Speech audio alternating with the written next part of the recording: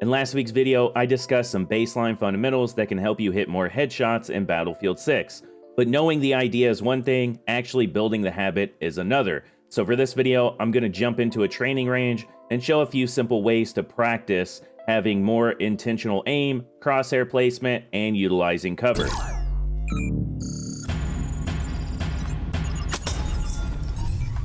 Starting off with more intentional aim, it's pretty straightforward. Obviously, we're going to go for headshots, but it's easier said than done. We have to remind ourselves going into matches that this is what we're trying to do actively. Because if I'm consistently aiming for the chest, then that's going to be my default as a whole. There's nothing wrong with this, but until we get used to aiming more for the head, both with crosshair placement and with intention, then it's going to be important to remember that I have to go for the head. So whether I'm being shot or not, if I aim in at somebody, I'm going to have that intention to go back and hit them in the head. Again, like I mentioned in the previous video, this is going to create some inconsistency early on because now I'm aiming here and instead of shooting, I'm having to readjust before I shoot. Sometimes that's going to lead to me missing shots. Sometimes that's going to lead to me getting killed.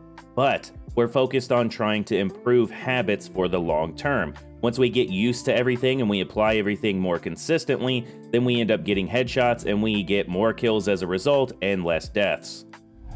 So what I see a lot of players doing is kind of keeping their crosshair either too low or too high. So we want to practice at just keeping it head height and understanding about where that's at. So instead of aiming here, I'm going to pull it up about head height. This way, I'm already on target. The benefit of this as well is even if I aim off over here, this is a much easier snap and shoot than if I'm aiming here and try to ADS and snap up, or if I'm here and trying to go here and trying to snap up and go on their head. It's just going to be more consistent and more reliable as a whole. So basically how I use cover is, say all these enemies are here, right? They're not moving, it's easier than in game, but if I'm going for this enemy, right?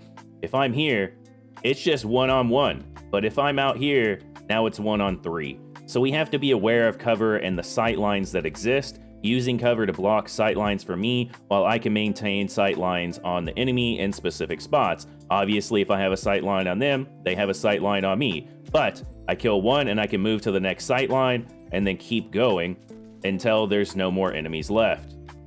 Now, another thing you may have noticed here is that I'm not directly on top of the cover and trying to peek out from it. I'm actually a bit further back. There's several reasons for this. It kind of narrows the angle of exposure that we have, and we can kind of slice the angle a little more gradually while giving us a little bit cleaner line of sight. Not to mention, in some games, I have it turned off here, but the leaning mechanic, if it's us being too close, that can throw us off a little bit. Another thing I want to point out, when I'm waiting on somebody to peek an angle here, like if I'm waiting on this guy to peek and I'm here, I'm not going to hold my crosshair directly on this line. I'm actually going to go like this 1 mil dot off. The reason for that is pretty simple. It gives me more of an advantage. The advantage to this is if they full peek, right? I'm going to be in the middle of their head. If they partially peek, I can snap over and hit them. If they half peek, I can still be on the side of their face. If they full peek, I'm going to be right in the middle of their face. If they more than full peek, I'm going to end up right on the outside of their face again. So this provides an advantage to me because most people are going to do this and they're just going to try to barely peek. So while they're doing that, I'm already there waiting, and as soon as they're in my crosshair, they're dead. When it comes to practicing these, obviously you can go around, try to keep your crosshair at head height and getting used to where the crosshair should be. And then another aspect of this is same thing, ADS, go from one target to the next, trying to keep your crosshair pretty much at the same level. Because even in these kind of situations, if I snap and I'm too far off or I'm a little short, that's an easy correction. But if I'm going here, now I have to do this, right? This is more movement that is required. So another way to practice this, going from head to head, ADSing and shooting. If I get the timing down here.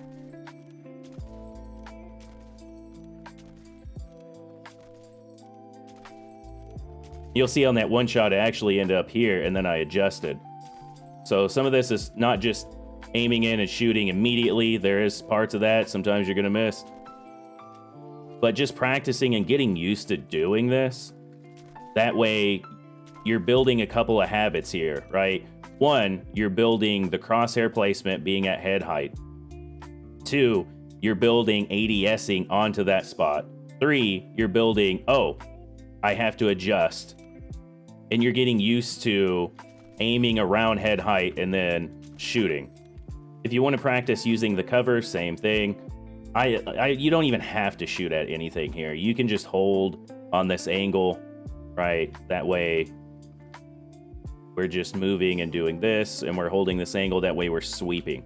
I think it's important to practice that in general without having to shoot at targets. You know, once we get more comfortable with that, then we can kind of start lining up targets here.